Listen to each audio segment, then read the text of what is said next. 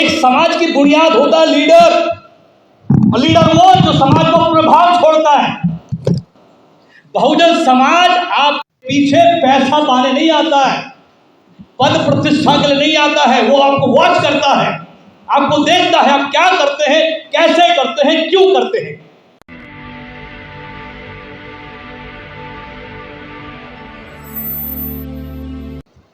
जब तक अपनी लड़ाई को समझा ना जाए, शत्रु को ना समझा जाए, तब तक लड़ाई में विजय होने की संभावना तो बहुत दूर की बात है, हम लड़ाई में खड़े भी नहीं हो सकते हैं। और लड़ाई को लड़ने से पहले हमें हमारा लक्ष्य पता होना चाहिए और शत्रु का लक्ष्य भी पता होना चाहिए। ये तो उनके एजेंडों में से, उनके मैनिफेस्टो में से 3 मुख्य एजेंडे थे। मैं बहुत कोड वर्ड में बोलूंगा। 370 जो उन्होंने किया, अयोध्या में जमीन का विवाद वो भी उन्होंने कर लिया, उसके बाद यूसीसी। पर मेरा प्रश्न यह है कि जब संविधान के अंदर अनुच्छेद 44 में समान नागरिक संहिता के विषय में संविधान में लिखा है, लेकिन उसके अपने कुछ क्राइटेरिया हैं जिसके आधार पर उसको लागू किया जाना चाहिए। लेकिन ऐसे समय पर जब देश एक निर्णायक मोड़ की तरफ जा रहा है और उस समय पर इन मुद्दों को हवा देना निश्चय ही ये बहुत ही षड्यंत्र के तहत किया हुआ कार्य है। और वो षड्यंत्र ये है कि हम लोग अलग अलग विचारों में भटके रहें और सामने वाला अपना काम कर जाए। इस समय देश के अंदर कोई तो ठेकेदारी मुद्दे पर मूवमेंट कर रहा है, कोई संविधान बचाओ मूवमेंट पे काम कर रहा है, और अभी कुछ लोग काम कर रहे हैं यूसीसी के मुद्दे पर।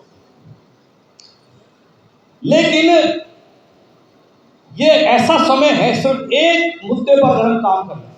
अभी कोई शख्स कह रहे थे कि हमारे लोग जो है आते नहीं हैं और बहुत सारी चीजें हैं। मेरा मानना ये ऐसा, बहुजन समाज में से मैंने अभी तक जितने लीडर्स देखे हैं वे सभी लोग बहुजन समाज के बारे में यही बोलते हैं, हमारे लोग निकलते नहीं हैं। लेकिन मैं ये पूछना चाहता हूं, बहुजन समाज जो है कितनी बार विश्वास करे लीडरों पे?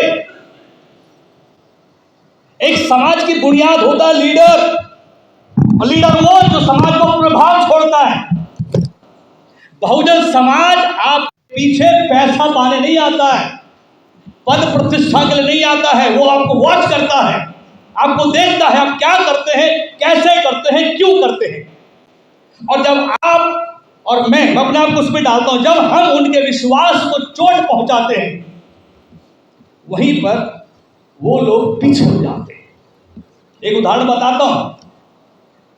उत्तर प्रदेश में एक महिला को 4 बार मुख्यमंत्री बनाया। बुरा मत मानिएगा, मैं कोई भी बात बोलता हूं ये समझ के बोलता हूं, ये मेरा आखिरी संदेश है, दोबारा बुलाना मत बुलाना, कोई प्रॉब्लम नहीं है, बोल के जाऊंगा। 4 बार मुख्यमंत्री बनाया समाज ने। आपने क्या किया?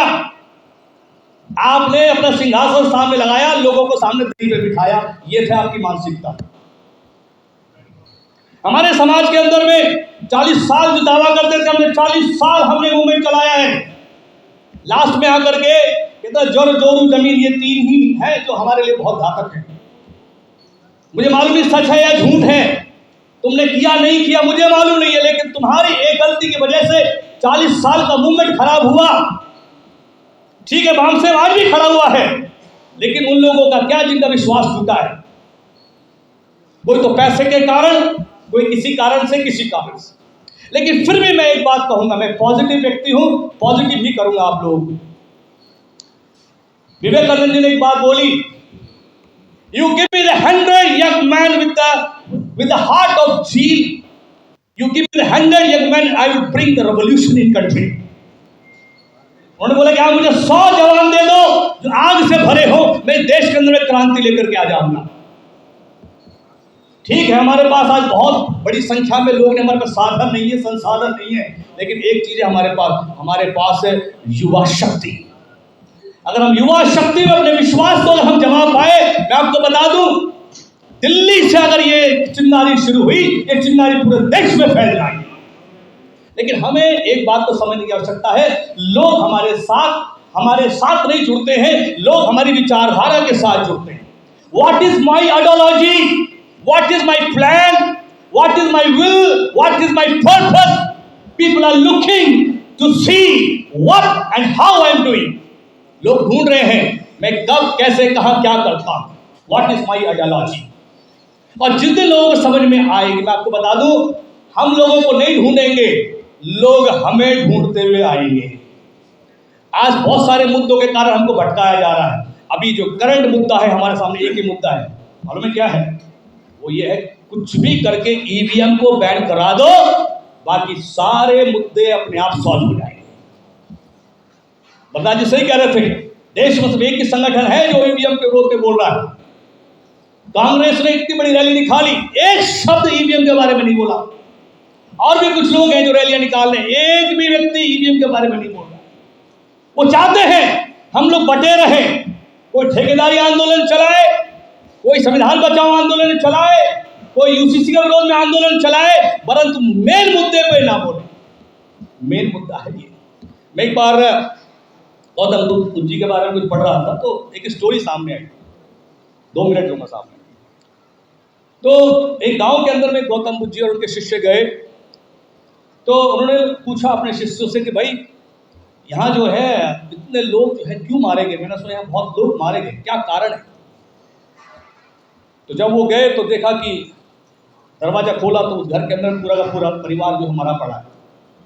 दूसरा दरवाजा खोला तो वहां पर भी जो है पूरा का पूरा परिवार मरा पड़ा है। पूछा ये ऐसा क्यों हुआ? कि साहब इस गांव के अंदर में खाने पीने का बिल्कुल अकाल पड़ा हुआ था, पीने के लिए पानी भी नहीं था। तो फिर ये लोग जो है अपने अपने बाउंड्री में जो है कुआं खोद रहे थे। एक तो पहले भूखे प्यासे थे, कुआं खोदते खोदते खोदते खोदते वहीं पे मर गए। ऐसे इस गांव के अंदर में कई परिवारों की मौत हो गई। तब गौतम बुद्ध ने एक बात बोली कि अरे इनको कोई क्या बताने वाला नहीं था कि अलग अलग गड्ढा खोदने से अच्छा है सब लोग मिलकर के एक ही गड्ढा खोद लेते तो सारे गांव की प्यास मिट जाती। यही कार्य है जो हमें करने की आवश्यकता है। हम चाहे राजनीतिक दल से हो, चाहे हम सामाजिक संगठन से हो, एक मिशन पे काम करें, एक उद्देश्य पे काम करें, एक लक्ष्य पे काम करें। मैं आपको बता दूं देश के अंदर में द रेवोल्यूशन इज वेटिंग, क्रांति इंतजार कर रही है, परंतु क्या हम उस क्रांति के लिए तैयार हैं? तो thank you very much for giving this wonderful time. जय भीम, जय संविधान, जय भारत।